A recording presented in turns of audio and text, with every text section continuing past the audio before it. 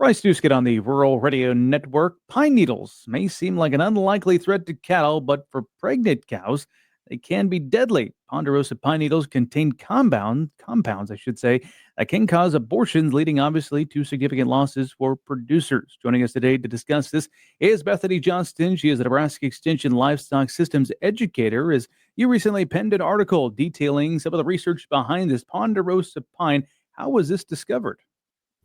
Yeah, so as far back as the 1920s, a lot of cattlemen, especially in places like Wyoming and Montana, where ponderosa pine trees grow in their pastures, they always thought that something was going on and they were losing calves because of that.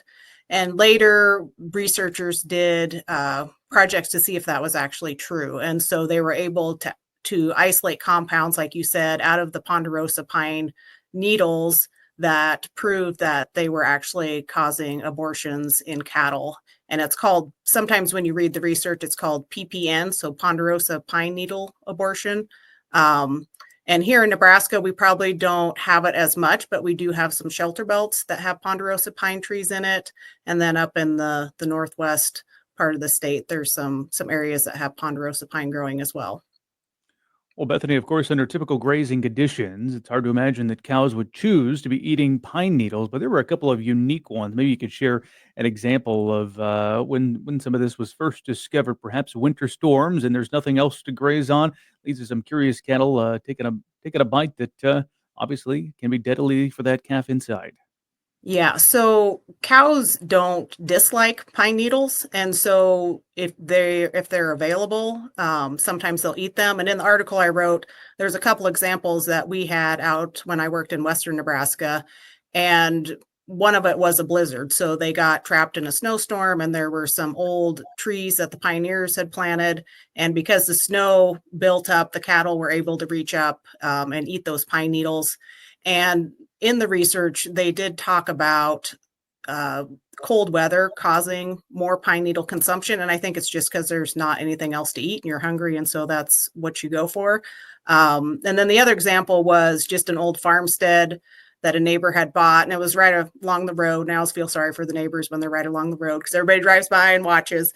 But when I would drive by, he had some bred heifers out there, and you could see him reaching up and just chewing on those trees, I think more out of boredom than anything. And he experienced some losses too.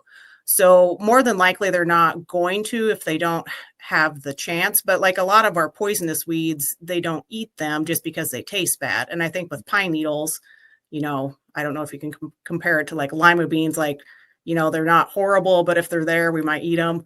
And the poisonous stuff, I think, just doesn't taste very good. So if they're dried needles or green needles, the compound's still in there. So even if the needles have fell off, they could still pick them up off the ground and eat them that way too.